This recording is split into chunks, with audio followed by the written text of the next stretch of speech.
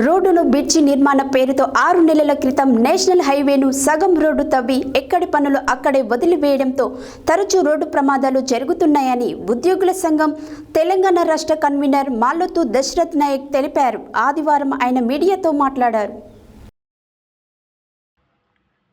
ఆదివారం ఏర్పాటు చేసిన సమావేశంలో బంజారా ఉద్యోగుల సంఘం తెలంగాణ రాష్ట్ర కన్వీనర్ మాలోతు దశరథ్ నాయక్ మాట్లాడుతూ నిత్యం వేలాది మంది ప్రయాణించే మిర్యాలగూడలోని 167వ జాతీయ రహదారిపై ప్రతిరోజు వేల సంఖ్యలో భారీ నుంచి అతి భారీ వాహనాలు, ద్విచక్ర వాహనాలు ప్రయాణిస్తూ రద్దీగా ఉండే రోడ్డు. ఆ రోడ్డును బ్రిడ్జి నిర్మాణం పేరుతో 6 నెలల క్రితం నేషనల్ హైవే తవ్వారు. సగం రోడ్డు తవ్వి ఎక్కడి పనులు అక్కడే వదిలివేయడంతో ఆ రోడ్డు ప్రమాదకరంగా మారింది. దీంతో ఆ ప్రాంతంలో ఇప్పటికే పదుల సంఖ్యలో ప్రమాదాలు జరిగాయి.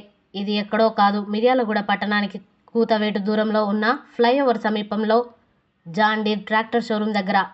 ఈ రోడ్డు మీద వెళ్లే ప్రతి ఒక్కరూ ఎప్పుడు ఏ ప్రమాదం సంభవిస్తుందో అంటూ ఆందోళన చెందుతున్నారు. అధికారులు, కాంట్రాక్టర్ నిర్లక్ష్యం మూలంగా రోడ్డు పూర్తి కాకపోగా ప్రమాదాలు జరుగుతున్నా పట్టించుకునే నాదుడు లేరంటూ ప్రయాణికులు ఆవేదన వ్యక్తం చేస్తున్నారు. తక్షణం బ్రిడ్జి నిర్మాణం పూర్తి చేయాలి. నిత్యం ప్రమాదాలకు కారణమవుతున్న జాతీయ రహదారి 167పై బ్రిడ్జి నిర్మాణం తక్షణం పూర్తి చేసి ప్రమాదాలను నివారించాలని కోరారు.